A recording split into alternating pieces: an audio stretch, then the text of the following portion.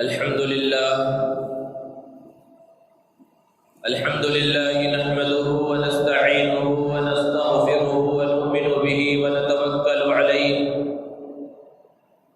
ونعوذ بالله من شرور أنفسنا ومن سيئات أعمالنا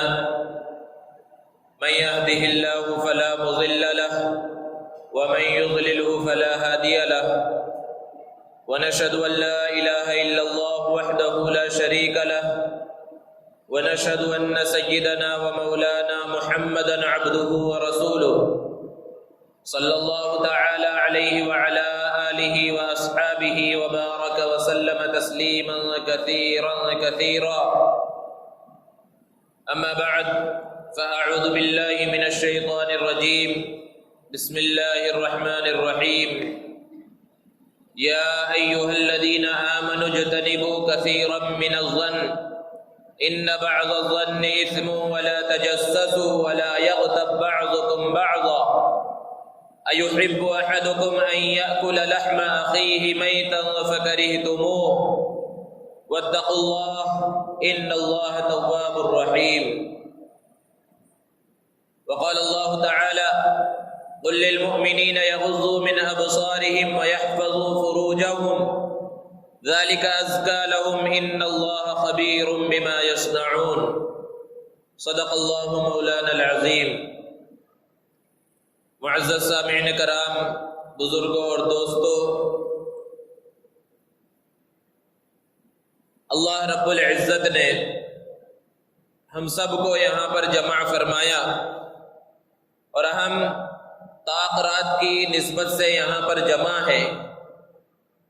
اللہ رب العزت ہمارے اس جمع ہونے کو قبول فرمائے اور اس جمع ہونے کو ہمارے لیے خیر کا ذریعہ بنائے۔ یہ مختلف مواقع پر تقریر اور بیان اور مذاکرہ، ان سب چیزوں کا مقصد یہ ہے کہ کس طرح معاشرے کی اصلاح ہو جائے۔ معاشرے کی اصلاح کی فکر میں ہم سب مختلف اوقات پر جمع ہوتے رہتے ہیں۔ دوستو، یہ معاشرہ کیا ہے؟ معاشرہ کسی چڑیا کا نام نہیں ہے۔ ہم اور آپ یہاں پر جمع ہیں، یہی ہمارا معاشرہ ہے۔ افراد جہاں جمع ہو جاتے ہیں وہ ان کا معاشرہ ہو جاتا ہے۔ ہمیشہ فکر اور کوشش معاشرے کی اصلاح کی ہوتی ہے اور ضرور ہونی چاہیے، لیکن معاشرے کی اصلاح اس وقت ہوگی جب ہر فرد اپنی اصلاح کی فکر کرے گا، اپنی اصلاح کی کوشش کرے گا، کیونکہ زندگی وہ صرف یہی زندگی نہیں ہے۔ اس زندگی کے اختتام پر ایک دوسری زندگی کا آغاز ہوگا، وہاں پر حساب و کتاب ہوگا، جزا سزا ہے، جنت جہنم ہے، اور سب سے پہلا مرحلہ وہ قبر کا مرحلہ ہے، پھر محشر کا مرحلہ ہے۔ یہ سب خطرناک مراحل ہیں اور ان سب سے ہر انسان کو گزرنا ہے۔ اور یہ قیمتی زندگی جو اللہ رب العزت نے ہمیں عطا فرمائی ہے، ان سب مراحل کی تیاری کے واسطے ہے، کیونکہ جو آگے آنے والے مراحل ہیں وہ بڑے خطرناک مراحل ہیں۔ حضرت سعد ابن معاذ رضی اللہ تعالی عنہ بڑے جلیل القدر صحابی ہیں، اللہ کے رسول صلی اللہ علیہ وسلم سے بہت زیادہ محبت کرنے والے، آپ صلی اللہ علیہ وسلم ان سے بہت زیادہ محبت کرنے والے۔ جب ان کا انتقال ہوا، اللہ کے رسول صلی اللہ علیہ وسلم ان کی جنازے کی نماز پڑھانے کے واسطے تشریف لائے، تو آپ صلی اللہ علیہ وسلم عام حالات میں جس طرح چلتے ہیں اس طرح نہیں چل رہے تھے، بلکہ اپنے پنجوں کے بل چل رہے تھے۔ جیسے زمین پر کانچ کے ٹکڑے پڑے ہوں تو کس طرح انسان بچ بچ کر چلتا ہے، اس انداز میں اللہ کے رسول صلی اللہ علیہ وسلم چل رہے تھے۔ صحابہ نے پوچھا، اے اللہ کے رسول، آپ اس انداز میں کیوں چل رہے ہیں عام حالات کے برخلاف؟ اللہ کے رسول صلی اللہ علیہ وسلم نے ارشاد فرمایا کہ سعد کا اللہ رب العزت کے نزدیک وہ مقام اور مرتبہ ہے کہ ان کی جنازے میں شرکت کے واسطے 70,000 فرشتے اس زمین پر اترے ہیں جس کی وجہ سے یہ جگہ تنگ پڑ گئی ہے، اس لیے میں بچ بچ کر چل رہا ہوں۔ اور اللہ کے رسول صلی اللہ علیہ وسلم نے ارشاد فرمایا کہ حضرت سعد بن معاذ کے انتقال کی وجہ سے رحمان کا عرش ہل گیا، اتنا بڑا مقام و مرتبہ ہے۔ اور اللہ کے رسول صلی اللہ علیہ وسلم نے جنازے کی نماز پڑھائی اور تدفین ہو رہی ہے، اللہ کے رسول صلی اللہ علیہ وسلم بذات خود اس تدفین میں شریک ہے۔ اور جب ان کو دفن کر دیا گیا، تدفین ہو گئی، اللہ کے رسول صلی اللہ علیہ وسلم نے صحابہ سے کہا سعد کے لیے دعا کرو۔ صحابہ نے عرض کیا اللہ کے رسول کیا ابھی بھی انہیں دعا کی ضرورت ہے؟ اللہ کے رسول صلی اللہ علیہ وسلم نے ارشاد فرمایا کہ قبر میں جب کوئی انسان پہنچتا ہے تو وہ قبر اس کے حسب نسب کو نہیں دیکھتی، وہ کس خاندان سے تعلق رکھنے والا ہے، کس شخصیت سے اس کا تعلق ہے، کس کا بیٹا ہے، کس کا باپ ہے، کس کا دوست ہے، یہ قبر ان سب چیزوں کو نہیں دیکھتی۔ جو بھی قبر میں پہنچتا ہے قبر تو اسے پہلے بھیجتی ہے، دباتی ہے کہ ایک طرف کی پسلیاں دوسری طرف کی پسلیوں میں مل جاتی ہیں، اور پھر اس کے بعد نیک ہے تو نیکوں والا سلوک ہوتا ہے، جنت کے دروازے کھول دیے جاتے ہیں، جنت کی کھڑکیاں کھول دی جاتی ہیں، ٹھنڈی ٹھنڈی ہوائیں آتی ہیں، اور اگر برا ہے تو اژدہے اور بچھو اس پر مسلط کر دیے جاتے ہیں اور خطرناک قسم کے عذاب میں وہ مبتلا ہوتا ہے۔ یہاں غور کرنے کی بات یہ ہے کہ حضرت سعد رضی اللہ تعالی عنہ کا وہ مقام و مرتبہ کہ 70,000 فرشتے ان کے جنازے میں شریک ہونے کے واسطے اترے، اور ان کی روح کے آسمان پر پہنچنے کی خوشی میں اللہ کا عرش ہل گیا۔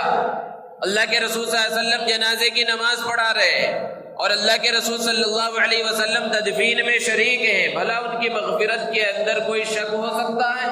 لیکن پھر بھی کس انداز میں ان کے ساتھ سلوک ہوا، تو ہمہ شمہ کا مسئلہ کیا ہے، عام لوگوں کا حال کیا ہوگا، یہ بڑا خطرناک مرحلہ ہے۔ ہر انسان جو دنیا میں آیا ہے ہر ایک کو جانا ہے، ہر گھر کے اندر کسی نہ کسی کا انتقال ہوتا ہے۔ کوئی ایک آدمی آپ کو دنیا میں ایسا نہیں ملے گا جو یہ کہے کہ ہمارے گھر میں کبھی کسی کا انتقال نہیں ہوا۔ جو بھی اس دنیا میں آیا ہے ہر ایک کو جانا ہے۔ ہمارے احباب چلے جاتے ہیں، ہمارے رشتہ دار چلے جاتے ہیں، جو بھی اس دنیا سے چلا گیا، کیا کبھی کسی نے واپس آ کر ہمیں بتلایا، ہمارے رشتہ داروں میں سے، عزیز میں سے، ہمارے اساتذہ میں سے، کیا کبھی کسی نے بتلایا اس دنیا میں جانے کے بعد کہ وہاں کے کیسے خطرناک حالات ہیں، قبر میں کتنا خطرناک سلوک ہوتا ہے، اور پھر اس کے بعد کے مراحل کتنے خطرناک ہیں؟ کیا کبھی کسی نے بتلایا؟ کبھی کسی نے نہیں بتلایا۔ جو چلا گیا وہ چلا گیا، اسے جھیلنا ہے، لیکن اس کے باوجود ہمیں معلوم ہے اگرچہ ہمارے جانے والے احباب نے، رشتہ داروں نے وہاں کے حالات نہیں بتلائے، لیکن قرآن نے ہمیں بتلا دیا ہے، نبی کریم صلی اللہ علیہ وسلم نے بتلا دیا ہے کہ کیسے حالات پیش آنے والے ہیں۔ اس اعتبار سے تم تیاری کر لو، ورنہ وہاں پر مشکلات میں پھنس جاؤ گے۔ تو انسان جب گناہوں کی زندگی گزارتا ہے اور اچھے کاموں سے دور رہتا ہے تو پھر اس کے بعد جو دوسری زندگی شروع ہوتی ہے وہ بڑی خطرناک ہو جاتی ہے۔ اس لیے گناہوں سے بچ کر زندگی گزارنے کی فکر اور کوشش کرنی چاہیے، اپنی فکر کرنی چاہیے، اپنی اصلاح کی کوشش کرنی چاہیے، اپنے گھر والوں کی اصلاح کی کوشش کرنی چاہیے، اپنے ماتحتوں کی اصلاح کی کوشش کرنی چاہیے، اپنے محلے اور علاقے کی اصلاح کی فکر اور کوشش کرنی چاہیے۔ یہ ترتیب وار اس انداز میں چلنا چاہیے۔ بیماریاں دو طرح کی ہیں، ایک ہے جسمانی بیماری اور ایک ہے روحانی اور باطنی بیماری۔ جسمانی بیماری جب ہو جاتی ہے ہم ڈاکٹر کے پاس جاتے ہیں، علاج کراتے ہیں، اور ڈاکٹر دوا تجویز کرتا ہے، کچھ پرہیز وغیرہ بتلاتا ہے، اور بعض بڑی بیماریاں ہوتی ہے تو اس میں آپریشن وغیرہ تک بات آ جاتی ہے۔ اگر جسمانی بیماری لاحق ہو جائے اور ڈاکٹر کے کہنے کے مطابق عمل نہ کیا جائے، دوائیں نہ کھائی جائیں، پرہیز نہ کیا جائے، تو انسان کی اس جسم کی ہلاکت کا سبب بن جاتا ہے۔ لیکن اس جسمانی بیماری سے زیادہ خطرناک روحانی بیماریاں ہیں، اور اگر ان کا بھی صحیح وقت پر علاج نہ کیا جائے تو یہ بڑے خطرناک بن جاتے ہیں، اور بہت سے لوگوں میں یہ روحانی بیماریاں ہوتی ہیں اور اسے پتہ ہی نہیں چلتا۔ جیسے جسمانی بیماریوں میں بھی بعض بیماریاں ایسی ہوتی ہیں انسان کو بیماری لاحق ہو گئی لیکن اس کی تشخیص بہت بعد میں جا کر ہوتی ہے۔ ایک لمبے زمانے سے وہ شوگر کی بیماری میں مبتلا ہے، کبھی اس نے چیک نہیں کرایا، عام انسانوں کی طرح بغیر پرہیز کے وہ کھا رہا ہے پی رہا ہے، بہت بعد میں اس کا شوگر بہت زیادہ ہو گیا، اب چیک کرایا گیا تو ڈاکٹروں نے بتایا کہ کافی دنوں سے ہے، اگر پہلے ہی کوشش کر لی جاتی تو ہو سکتا ہے اتنا زیادہ جو ہے بیماری کے اندر اضافہ نہ ہوتا، پتہ نہیں چلتا۔ روحانی بیماریوں کا معاملہ ایسا ہی ہے، بلکہ اس سے بھی آگے ہے کہ مختلف طرح کی روحانی بیماریاں، باطنی بیماریوں میں انسان مبتلا ہوتا ہے اور وہ سمجھتا ہے میں بالکل ٹھیک ٹھاک ہوں، میرے اندر کوئی بیماری نہیں ہے۔ باطنی بیماریوں کے اندر حسد، غیبت، بدزنی، چغلخوری، کینہ، کپٹ، بغض، دشمنی، یہ سب باطنی بیماریاں ہیں، اور ان سب بیماریوں کا حل کیا ہے کہ انسان اچھے اعمال بھی کر رہا ہے، نمازیں پڑھ رہا ہے، روزہ رکھ رہا ہے، زکوٰۃ دے رہا ہے، حج عمرہ کر رہا ہے، دوسرے نفلی صدقہ خیرات کر رہا ہے، سب کچھ کر رہا ہے، لیکن ان بیماریوں میں مبتلا ہونے کی وجہ سے، ان گناہوں میں مبتلا ہونے کی وجہ سے ایک طرف سے جو اسے نیکیاں مل رہی ہیں، ایک طرف سے جو ثواب حاصل ہو رہا ہے، دوسری طرف سے وہ ختم ہوتا چلا جا رہا ہے۔ مثال سے بات سمجھ میں آتی ہے، علماء نے بیان فرمایا جیسے ایک بڑی ٹینکی ہے، تو ٹینکی کا مقصد کیا ہوتا ہے؟ اس کے اندر پانی کو بھرا جائے، اب اوپر سے پانی ڈالا جا رہا ہے، خوب پریشر سے پانی آ رہا ہے، لیکن اگر نیچے چھوٹا سا ایک نل لگا دیا جائے اسی ٹینکی میں اور چھوٹا سا سوراخ کر دیا جائے تو چاہے جتنا پانی آتا رہے گا ایک نہ ایک وقت وہ ٹنکی خالی ہو جائے گی۔ اوپر سے بہت تیزی سے آئے گا لیکن آہستہ آہستہ ہی جائے گا، لیکن چلا جائے گا، پانی ختم ہو جائے گا اور اسے پتہ نہیں چلے گا۔ بالکل یہی حال ہے کہ اوپر سے ہمارے اعمال، اچھے اعمال جا رہے ہیں، عبادتیں جا رہی ہیں ہمارے نام اعمال کے اندر، نماز ہے، روزہ ہے، زکوٰۃ ہے، حج و قربانی ہے، دوسری ساری چیزیں ہیں، اور نیچے سے چھوٹا سا بیماریوں کا اور ان گناہوں کا سوراخ جاری ہو گیا ہے، جس سے یہ نیکیاں ایک طرف سے اوپر سے بڑے پریشر سے آئی، بہت تیزی کے ساتھ آئی، لیکن آہستہ آہستہ یہ سب ختم ہو گئی کہ انسان کو پتہ تک نہیں چلتا۔ اور ایک مثال علماء دیتے ہیں موجودہ زمانے کے اعتبار سے سمجھنے کے واسطے کہ انسان نے اے سی خریدی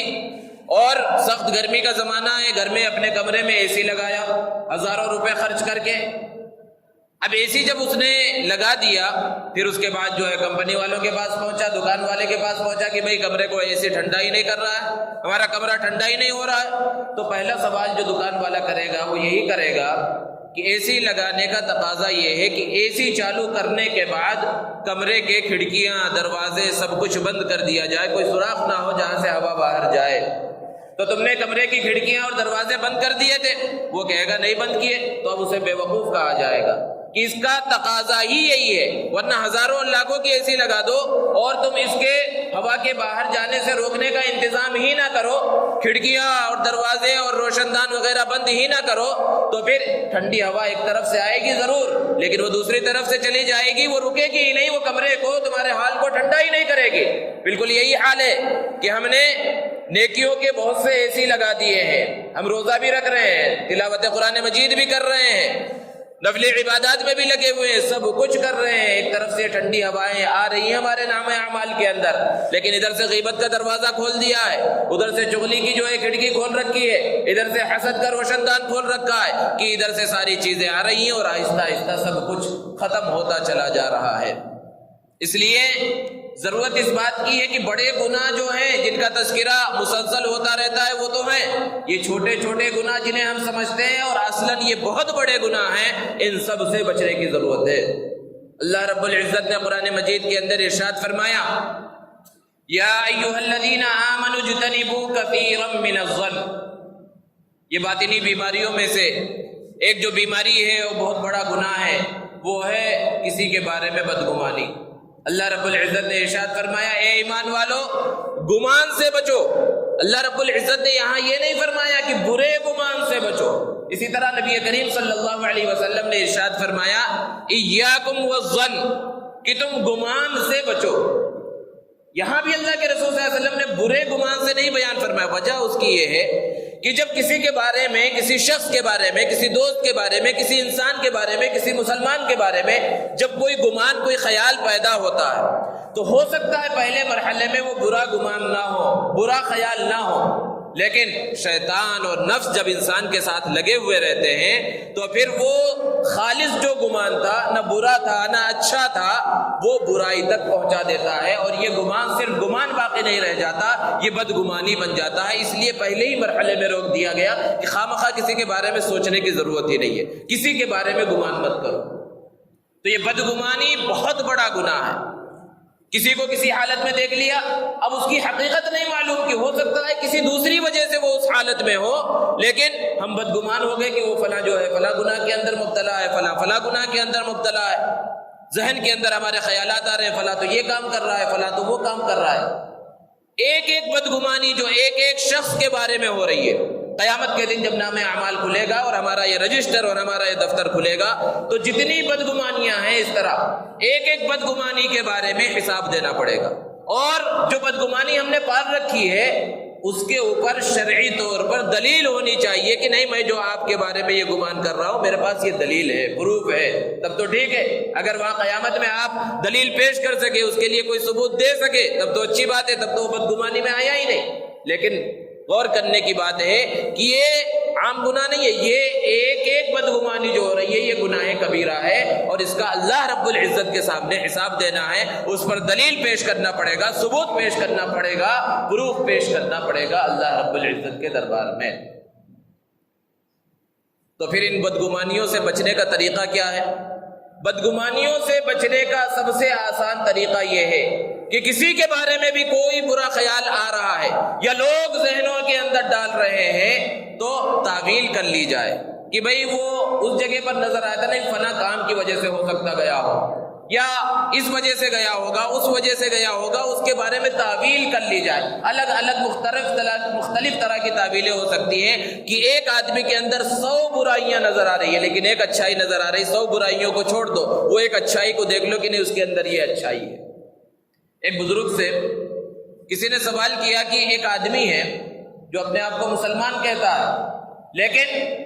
کبھی جنت کو نہیں مانگتا اللہ سے اور کبھی جہنم سے بچنے کی دعا نہیں کرتا، بغیر دیکھے گواہی دے دیتا ہے، بغیر رکوع سجدے کے نماز پڑھ لیتا ہے، اور اس طرح کے مختلف شکایتیں ان کے سامنے کی کہ ایک آدمی ایسا ہے. اب آپ بتائیے اس کے بارے میں آپ کا کیا خیال ہے؟ ہم اور آپ اگر سنیں اس انداز میں کہ بھئی جنت کی طلب نہیں ہے اور جہنم سے بچنا بھی نہیں چاہتا، کوئی معاملہ دیکھا ہی نہیں اور یوں ہی گواہی دے دیتا ہے، بغیر رکوع سجدے کی نماز پڑھ لیتا ہے، ہم کیا کہیں گے؟ ارے گمراہ ہے، فاسق ہے، کافر بھی بول سکتے ہیں. لیکن انہوں نے کہا، بزرگ نے، وہ سچا پکا مسلمان ہے، انہوں نے اس کے بارے میں اچھا گمان کیا، تعویل کی، اور یہ سمجھانا ہے اصل اس بات کو کہ لوگ اگر کسی کے بارے میں غلط باتیں کر رہے ہیں، کہہ رہے ہیں، جب تک ہمارے پاس کوئی ثبوت نہ ہو، کوئی دلیل نہ ہو، کوئی گواہ نہ ہو، اس کے بارے میں ہم اگر خیال اپنے دل میں وہ بٹھا رہے ہیں کہ ہاں یہ ہم سامنے جو آدمی کہہ رہا ہے یہ سچ ہے، وہ گناہ کبیرہ ہے، اس سے بچنے کی ضرورت ہے. انہوں نے جواب دیا کہ یہ سچا پکا مسلمان ہے. اب وہ سامنے والا پریشان کہ آپ اسے سچا پکا مسلمان کیسے کہہ سکتے ہیں؟ تو انہوں نے جواب دیا کہ یہ جنت کو نہیں مانگتا. تمہارا یہ کہنا ہے جنت کو نہیں مانگتا، اللہ رب العزت کے ساتھ اس کا اتنا تعلق ہے کہ یہ صرف اللہ کی رضا ہی مانگتا ہے. اب اللہ کی رضا جب ملے گی تو جنت ملے گی، مانگنے کی ضرورت بھی نہیں ہے. اللہ کی خوشنودی مانگنے میں لگا رہتا ہے. جہنم سے پناہ نہیں مانگتا. اس کا جواب انہوں نے یہ دیا، اللہ کا ڈر، اللہ کا خوف اس کے دل کے اندر اتنا ہے کہ ہمیشہ اللہ کی ناراضگی سے بچنے کی دعا کرتا ہے. اور اللہ کی ناراضگی سے بچنے کا مطلب ہے اللہ نے جو جہنم پیدا فرمائی ہے اس سے انسان بچ جائے. یہ اس انداز میں انہوں نے تعویل کی. اور کسی بھی معاملے میں بغیر دیکھے گواہی دیتا ہے تو انہوں نے جواب دیا ایمان یہی تو ہے کہ ہم بغیر دیکھے ہی گواہی دیں. انہوں نے عام حالات کو چھوڑ کر اس کو پھیر دیا اس انداز میں ایمان بالغیب پر کہ ہم نے اللہ کو نہیں دیکھا لیکن اللہ پر ایمان رکھتے ہیں، ہم نے رسولوں کو پیغمبروں کو نہیں دیکھا لیکن سارے رسولوں اور پیغمبروں پر ایمان رکھتے ہیں، ہم نے جنت جہنم جزا سزا حساب کتاب کسی چیز کو نہیں دیکھا لیکن قرآن نے کہا ہے کہ یہ سب چیزیں ہوں گی، نبی صلی اللہ علیہ وسلم نے فرمایا یہ سب چیزیں ہیں اس لیے ہم اس پر ایمان رکھتے ہیں، بغیر دیکھے ایمان رکھتے ہیں، بغیر دیکھے گواہی دیتے ہیں، لہذا انہوں نے کہا کہ یہ آدمی سچا مسلمان بغیر رکوع سجدے کے نماز پڑھ لیتا ہے۔ انہوں نے یہ جواب دیا کہ ہاں جنازے کی نماز پڑھتا ہے، بغیر رکوع سجدے کی نماز پڑھتا ہے، کیونکہ جنازے کی نماز کے اندر رکوع سجدہ نہیں ہوتا۔ تو اس انداز میں، حالانکہ اس کو دوسرے انداز میں بھی لیا جا سکتا تھا، اچھا بغیر رکوع سجدے کے کیسے نماز ہو گئی، چلو اس کی نماز ہی نہیں بھی، وہ گمراہ ہو گیا، لیکن سکھایا بتلایا کہ کس انداز میں تعویل کی جائے ایک شخص کے بارے میں۔ تو قرآن مجید میں سورہ حجرات میں اللہ رب العزت نے بیان فرمایا کہ یا ایھا الذین آمنوا اجتنبوا کثیرا من الظن ان بعض الظن اثم، کیونکہ بہت سے گمان جو ہوتے ہیں وہ گناہ ہوتے ہیں اور یہ بدگمانی کی وجہ سے انسان گناہ کبیرہ کے اندر مبتلا ہو جاتا ہے۔ طرح طرح سے بدگمانیاں پھیلانے کی کوشش کی جاتی ہے، مساجد کے بارے میں بدگمانی، علماء کے بارے میں بدگمانی، ائمہ کے بارے میں بدگمانی، اور ان سب چیزوں کو چھوڑیے انبیاء کرام کے بارے میں بدگمانیاں پھیلائی جاتی ہیں، نبی کریم صلی اللہ علیہ وسلم کے بارے میں بدگمانی پھیلائی جاتی ہے۔ اور کیسی کیسی بدگمانی، صرف مثال کے طور پر عرض کیا جاتا ہے کہ ایک مجلس کے اندر چند لوگ بیٹھے ہوئے تھے اور وہاں پر بات ہوئی کہ بھئی ایک مسلمان کتنے نکاح کر سکتا ہے؟ کسی نے جواب دیا بھئی 4 نکاح کی اجازت ہے۔ تو ایک شخص جو مسلمان ہے اس کی زبان سے یہ الفاظ نکلے کہ اچھا صرف 4 کی اجازت ہے، خود تو 11 کیے ہیں۔ یعنی نبی کریم صلی اللہ علیہ وسلم کے بارے میں بدگمانی کس انداز میں کہا جا رہا ہے، کیا ایمان بچا یا نہیں بچا، ان سب سے مسئلہ اور بحث یہاں پر نہیں ہے، لیکن نبی کریم صلی اللہ علیہ وسلم کے بارے میں بدگمانی پھیلائی گئی کہ اچھا خود تو 11 نکاح کیے اور عام مسلمانوں کو صرف 4 کی اجازت ہے۔ اب دیکھیے، غور کیجئے کہ اگر مجلس کے اندر کچھ ایسے لوگ ہوں جن کو دین کا گہرائی کے ساتھ علم نہ ہو اور دین کے مسائل کا علم نہ ہو، وہ بدگمانی میں مبتلا ہو جائے گا اور طرح طرح کے شکوک و شبہات کے اندر مبتلا ہو جائے گا۔ ایسی بدگمانیاں، ایسی چیزیں روزانہ ہمارے معاشرے کے اندر پھیلائی جاتی ہے جس سے انسان شریعت سے، شریعت کے احکامات سے متنفر ہوتا چلا جاتا ہے۔ حالانکہ اس کے بہت سے جواب ہو سکتے ہیں، آسان سے بہت سے جواب ہیں کہ سیدھا جواب دیا جا سکتا ہے کہ اللہ کے رسول صلی اللہ علیہ وسلم نے جو 11 نکاح کیے اس کے اندر حکمتیں ہیں کہ اللہ کے رسول صلی اللہ علیہ وسلم نے جو پہلا نکاح کیا حضرت خدیجہ الکبریٰ رضی اللہ تعالی عنہا سے کیا اور آپ کی عمر مبارک 25 سال ہے، اور حضرت خدیجہ کی عمر مبارک 40 سال ہے، اور 25 سال کی عمر سے لے کر 50 سال کی آپ کی عمر مبارک ہو گئی ہے۔ یہ جو اہم جوانی کا دور ہے، زمانہ ہے، اللہ کے رسول صلی اللہ علیہ وسلم نے اپنے سے 15 سال بڑی خاتون کے ساتھ گزار دیا کہ یہی شہوت پرستی ہے۔ باقی 10 نکاح جو اللہ کے رسول صلی اللہ علیہ وسلم کے مختلف اوقات میں ہوئے اس کی مختلف مصلحتیں تھی، بعض بڑے بڑے بادشاہوں کی بیٹیاں تھی اور بعض بڑے دوسرے ممالک سے تعلق رکھنے والی تھی، اور بعض جو ہے باندیاں تھی۔ اللہ کے رسول صلی اللہ علیہ وسلم نے ان قبیلوں کے اندر اسلام پھیلانے کے واسطے اور دوسرے مقاصد کے واسطے ان سے نکاح کیا۔ تو جوابات بہت ہو سکتے ہیں، لیکن کہنے کا مقصد ہے کہ بدگمانی کس انداز میں پھیلائی جاتی ہے۔ تو یہ بدگمانی یہ باطنی بیماریوں میں سے ایک بہت بڑی بیماری ہے اور بہت بڑا گناہ ہے، اس سے بچنے کی ضرورت ہے۔ دوسری چیز ہے بدزبانی۔ ہماری زبان یہ اللہ رب العزت کی بہت بڑی نعمت ہے، اور اتنی بڑی نعمت ہے کہ جب انسان صبح کرتا ہے، نبی کریم صلی اللہ علیہ وسلم نے ارشاد فرمایا زبان کے سامنے ہاتھ جوڑتے ہیں کہ تو صحیح رہے تو ہم سب صحیح رہیں گے، کیونکہ زبان سے ساری فساد کی جڑ ہوتی ہے۔ کسی کو اب گالی دے دیا، اب وہ چھوٹی سی معمولی سی گالی دینا ایسا تھا کہ اس کے بعد جو ہے پوری گلی کے اندر، محلے کے اندر لڑائی جھگڑا شروع ہو گیا۔ تو یہ زبان اللہ رب العزت کی بہت بڑی نعمت ہے، اور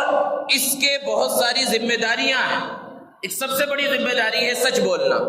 کہ جھوٹ سے بچا جائے۔ لیکن آج ہمارے معاشرے کے اندر جھوٹ کتنا رائج ہو گیا، کس طرح پھیلتا جا رہا ہے، ہر شخص محاسبہ کر سکتا ہے اور جھوٹ کو گناہ ہی نہیں سمجھا جاتا، جبکہ نبی کریم صلی اللہ علیہ وسلم نے ارشاد فرمایا الصدق ینجی والکذب یہلک، کہ سچائی انسان کو نجات دلاتی ہے اور جھوٹ انسان کو ہلاک کر دیتا ہے۔ اور ایک حدیث میں اللہ کے رسول صلی اللہ علیہ وسلم نے ارشاد فرمایا علیکم بالصدق فإن الصدق يهدي إلى البر، اس سچائی کو لازم پکڑو کیونکہ سچائی انسان کو نیکی کے راستے کی طرف لے جاتی ہے۔ وإن البر يهدي إلى الجنة، اور نیکی انسان کو جنت تک پہنچا دیتا ہے۔ اور آگے فرمایا وما يزال الرجل يصدق ويتحرى الصدق حتى يكتب عند الله صديقا، کہ ایک آدمی ہے جو ہمیشہ سچ بولتا ہے، سچ کی فکر میں لگا رہتا ہے، تو اللہ کے رجسٹر میں سچوں میں لکھ دیا جاتا ہے۔ اور فرمایا وإياكم والكذب، جھوٹ سے بچو، فإن الكذب يهدي إلى الفجور، کیونکہ جھوٹ انسان کو گناہ کی طرف لے جاتا ہے۔ وإن الفجور يهدي إلى النار، اور یہ گناہ انسان کو جہنم تک پہنچا دیتا ہے۔ وما يزال الرجل يكذب ويتحرى الكذب حتى يكتب عند الله كذابا، اور ایک آدمی جو جھوٹ بولتا ہے، جھوٹ کی فکر میں لگا رہتا ہے، جہاں سچ بول سکتا تھا وہاں بھی جھوٹ ہی بولتا ہے، تو اللہ کے رجسٹر میں جھوٹوں میں نام لکھ دیا جاتا ہے۔ اور جھوٹ کتنا بڑا گناہ ہے، اللہ کے رسول صلی اللہ علیہ وسلم نے ارشاد فرمایا کہ انسان کی حفاظت کے واسطے انسان کے ساتھ جو رحمت کا فرشتہ اللہ رب العزت نے متعین فرمایا ہے، جب انسان جھوٹ بولتا ہے تو اس کے منہ سے ایسی غلیظ بدبو نکلتی ہے کہ وہ فرشتہ کئی میل دور بھاگ جاتا ہے۔ یہ جھوٹ کی نوعیت ہے۔ تو اس زبان کی سب سے بڑی ذمہ داری ہے وہ سچ بولا جائے اور زبان کی حفاظت کی جائے، بد زبانی سے، گالی گلوچ سے بچا جائے۔ اللہ رب العزت نے اسی صورت میں ارشاد فرمایا وَلَا تَنَابَزُوا بِالْأَلْقَابِ، لوگوں کو برے ناموں سے مت پکارو۔ آج یہ برائی، یہ وبا ہمارے معاشرے کے اندر بہت زیادہ عام ہے اور اس کو گناہ سمجھا ہی نہیں جاتا۔ آپس میں دوست احباب ہیں، ہم عمر ہیں، نوجوان ہیں، ایک دوسرے کے الٹے سیدھے نام رکھ دیے گئے ہیں اور اسی سے پکارتے ہیں۔ اگر کسی کو ایسے نام سے پکارا جا رہا ہے کہ سامنے والے کو وہ نام پسند نہیں ہے، کسی کو کالا بولتے ہیں، کسی کو گڈھا بولتے ہیں، کسی کو کچھ الٹے سیدھے نام، اگر سامنے والے کو وہ نام پسند نہیں ہے تو یہ ایک مرتبہ پکارنا یہ ایک گناہ کبیرہ ہے۔ تو زبان کی حفاظت ہو، بد زبانی سے بچا جائے۔ آج معاشرے کے اندر اور مسلم محلوں کے اندر لڑائی جھگڑے ہوتے ہیں، مختلف باتوں پر لڑائی جھگڑے شروع ہو گئے، اور پھر افسوس کی بات تو یہ ہے کہ خواتین کے اندر جب لڑائی جھگڑے ہوتے ہیں تو اس انداز میں گالیاں اور گالم گلوچ ہوتی ہے کہ شریف آدمی کا وہاں سے گزرنا محال ہوتا ہے، اس انداز میں بد زبانی کی جاتی ہے۔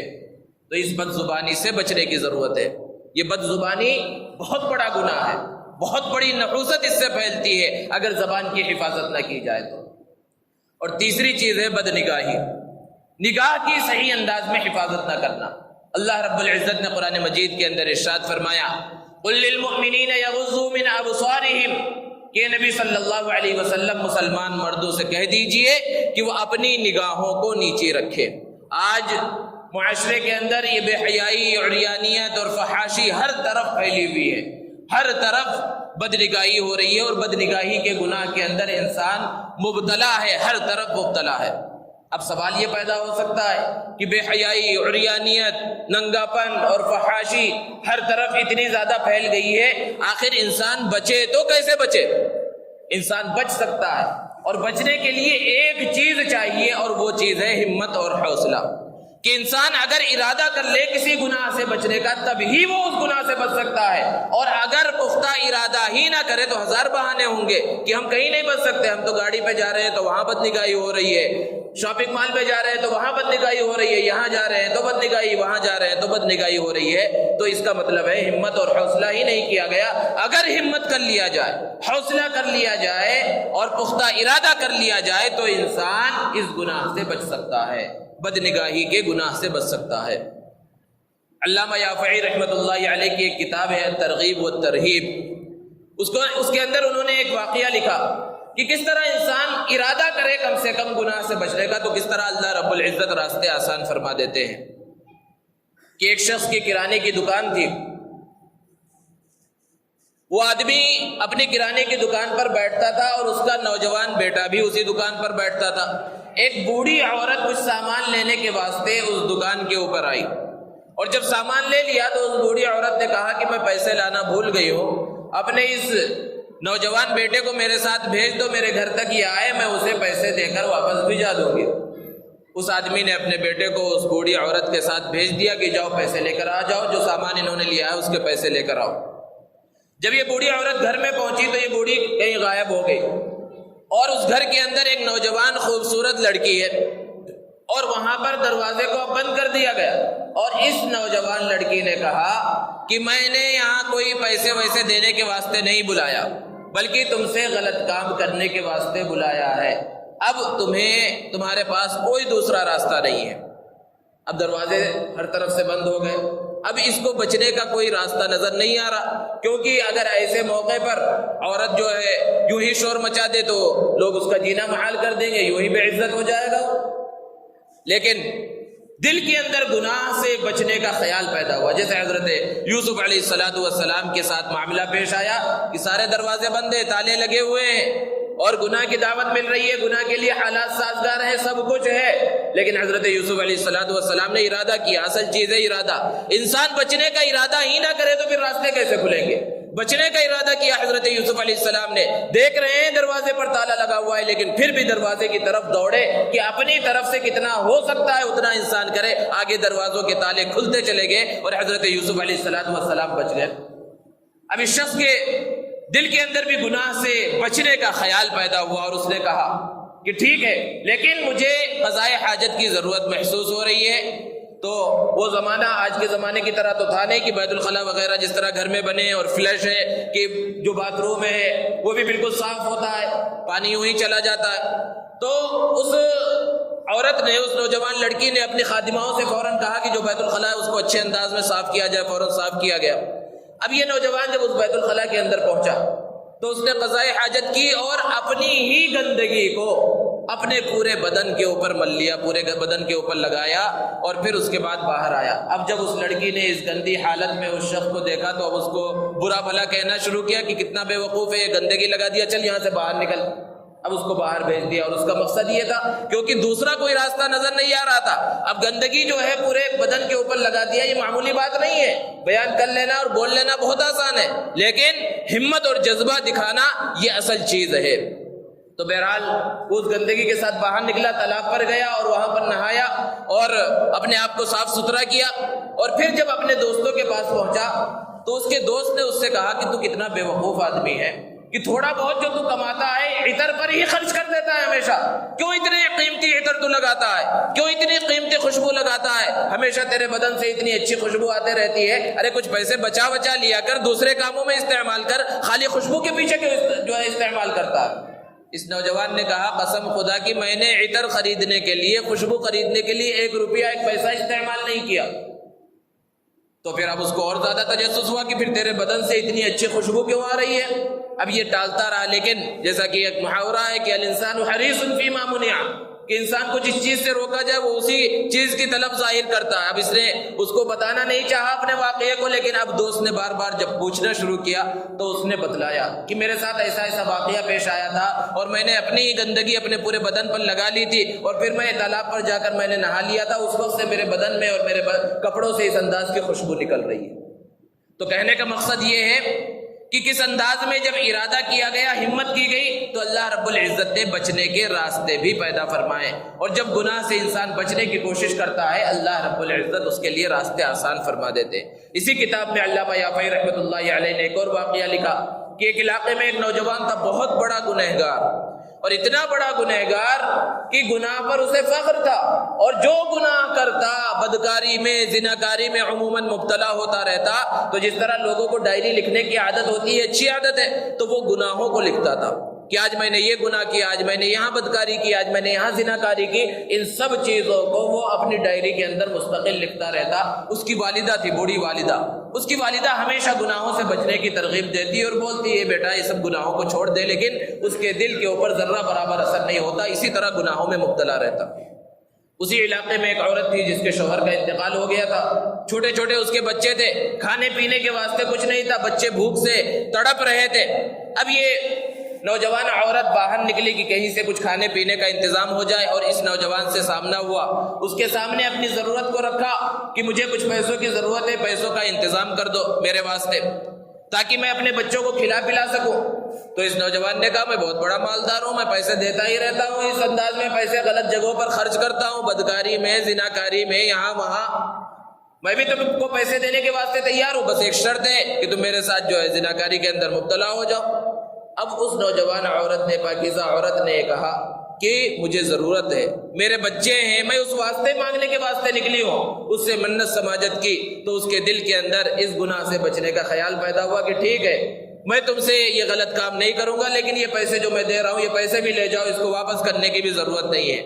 انسان جب کوئی نیک کام کرتا ہے بہت سارے گناہوں کے بعد تو اسے سکون کا احساس ہوتا ہے۔ ایک لمبے زمانے کے بعد اس نے کوئی اچھا کام کیا تھا، فوراً دوڑتا ہوا آیا اور اپنی والدہ کو بتایا کہ اس کی والدہ ہمیشہ گناہوں سے بچنے کے بارے میں کہا کرتی تھی۔ اس نے اپنی والدہ سے کہا کہ آج میں نے ایک اچھا کام کیا ہے، آج میں نے خاتون کی مدد کی اور میں نے اسے یوں ہی پیسے دے دیے۔ تو اس کی والدہ نے کہا کہ اچھا وہ ڈائری اٹھا، اس ڈائری میں جو تو گناہ لکھتا ہوا آ رہا ہے اس ڈائری میں یہ اچھے کام کو بھی لکھ لے۔ اب اس نے جب ڈائری اٹھائی تو اس نے کہا اس ڈائری کے اندر تو جگہ ہی نہیں ہے، پوری ڈائری گناہوں سے بھری پڑی ہے، پورے صفحات اس کے ختم ہو گئے ہیں، اب کہاں لکھوں؟ اس کی والدہ نے کہا کہ کہیں کوئی حاشیے میں کنارے کوئی جگہ خالی بچی ہے تو وہیں پر یہ اچھا کام لکھ دے، لیکن لکھ دے اس کو۔ تو حاشیے میں کنارے پر کہیں جگہ خالی تھی، اس نے یہ ایک اچھا کام لکھ دیا کہ آج میں نے اچھا کام بھی کیا ہے، ایک عورت کے ساتھ میں نے احسان کیا، میں نے اسے پیسے دے دیے، میں نے اس کی مدد کی۔ اب جب صبح ہوئی، رات میں سویا، صبح ہوئی اور جب پھر ڈائری کو اٹھایا تو دیکھا پوری ڈائری صاف ہے، ڈائری کے اندر جو کچھ اس نے گناہ لکھے تھے ساری ڈائری صاف ہو گئی، صرف وہ کونے پر حاشیے پر جو اس نے گزشتہ دن جو اچھا کام کیا تھا وہ چیز چمک رہی ہے۔ تو کہنے کا مقصد یہ ہے کہ انسان جب گناہوں سے بچتا ہے تو اللہ رب العزت گناہوں سے بچنے کی وجہ سے اسے نیک کام کی توفیق عطا فرماتے ہیں، اس کے گناہوں کو معاف فرما دیتے ہیں۔ تو بہرحال بات چل رہی تھی ان تین بڑے گناہوں کے بارے میں، بدگمانی، بد زبانی اور بد نگاہی۔ یہ تین بہت بڑے گناہ ہیں، گناہوں کی لمبی فہرست ہے، لیکن ہمارے معاشرے کے اندر یہ تین بہت زیادہ رائج ہیں، اور موجودہ زمانے میں ٹیکنالوجی کی ترقی کی وجہ سے اور چیزوں کے وجود کی وجہ سے ان گناہوں کی کثرت اور زیادہ ہو گئی ہے۔ پہلے زمانے میں بھی یہ گناہ تھے، لیکن جب سے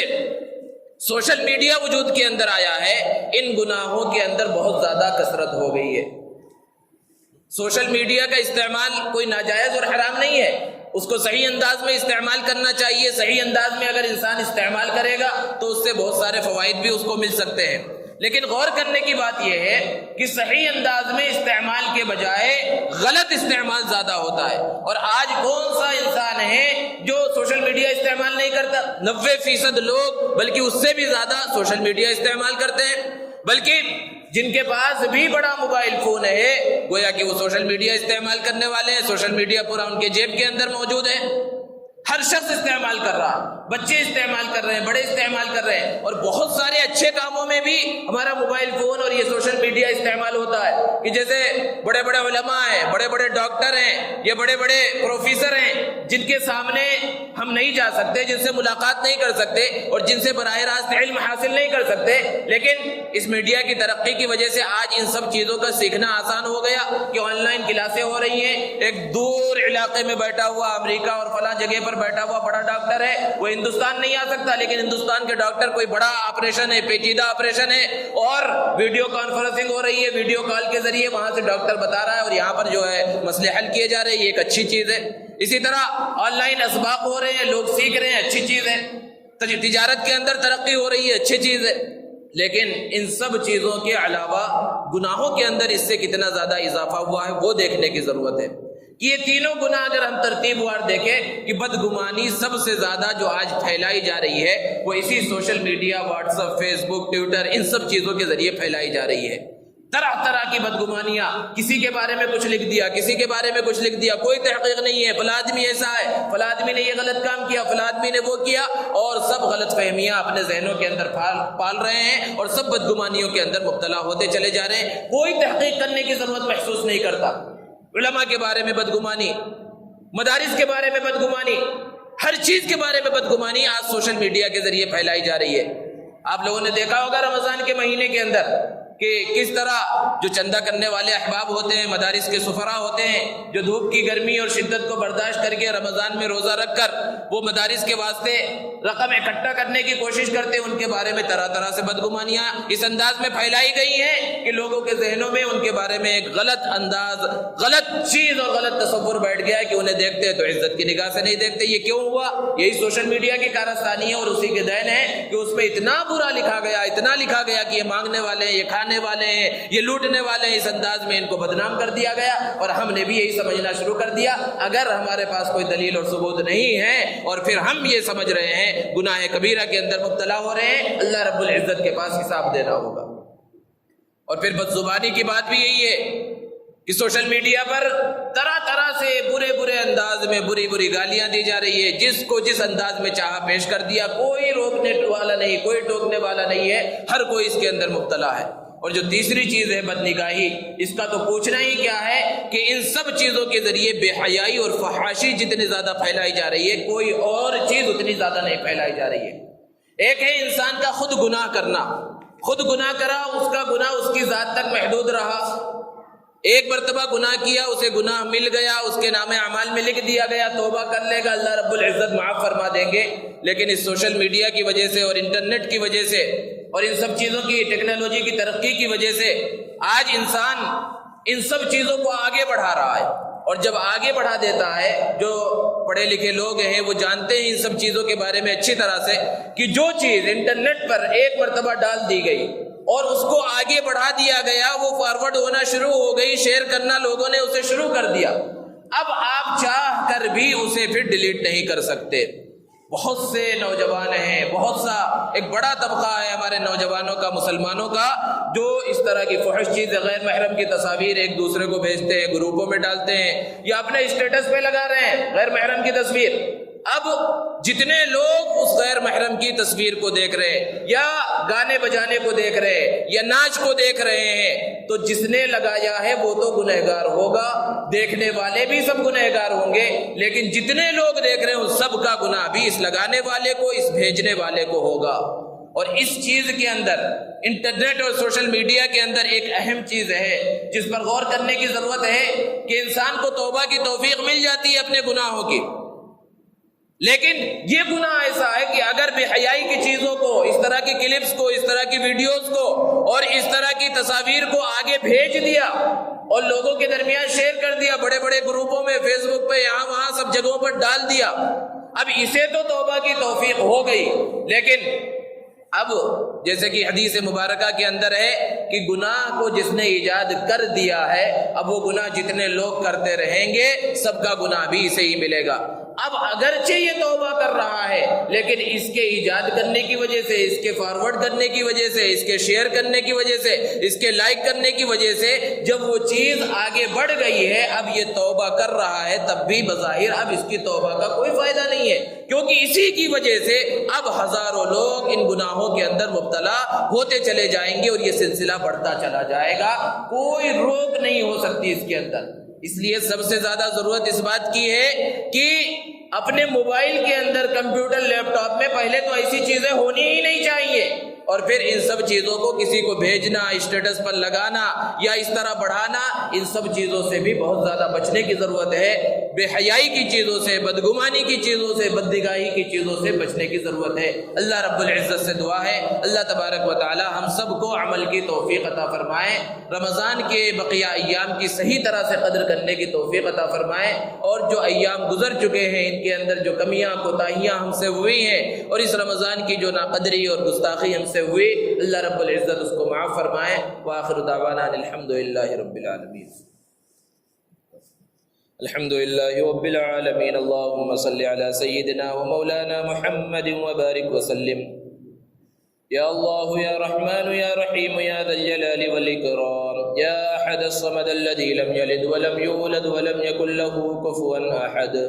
اللہم یا اول الاولین و یا آخر الاخرین، ظلمنا انفسنا وان لم تغفر لنا وترحمنا لنكونن من الخاسرین۔ اللہم انک عفو کریم تحب العفو فاعف عنا یا کریم۔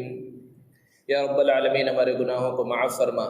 یا الہ العالمین ہماری خطاؤں سے درگزر فرما، یا رب العالمین ہمارے صغیرہ کبیرہ جانے میں انجانے میں جو بھی گناہ ہو گئے ہیں اپنے فضل و کرم سے معاف فرما۔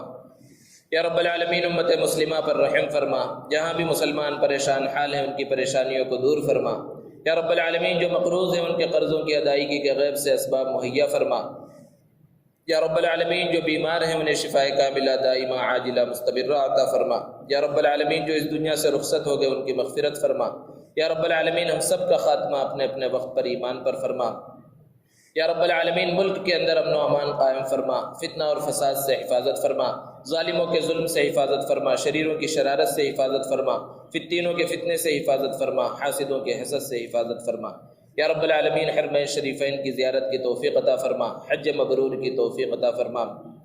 یا رب العالمین جو نوجوان لڑکے اور لڑکیاں شادی کی عمر کو پہنچ گئے ہیں ان کے لیے مناسب جوڑوں کا انتظام فرما، جہیز کی لعنت کا خاتمہ فرما۔ یا رب العالمین جو بے اولاد ہیں انہیں نیک صالح اولاد عطا فرما، جو صاحب اولاد ہیں ان کی اولاد کو نیک بنا۔ یا رب العالمین اپنے فضل و کرم سے رحمت کی بارش کو نازل فرما۔ یا رب العالمین دھوپ کی اور گرمی کی شدت کا خاتمہ فرما۔ یا رب العالمین رمضان کے بقیہ ایام کی صحیح طرح سے قدر کرنے کی توفیق عطا فرما، قرآن سے اپنا تعلق جوڑنے کی توفیق عطا فرما، 5 وقتہ نماز جماعت کے ساتھ ادا کرنے کی توفیق عطا فرما۔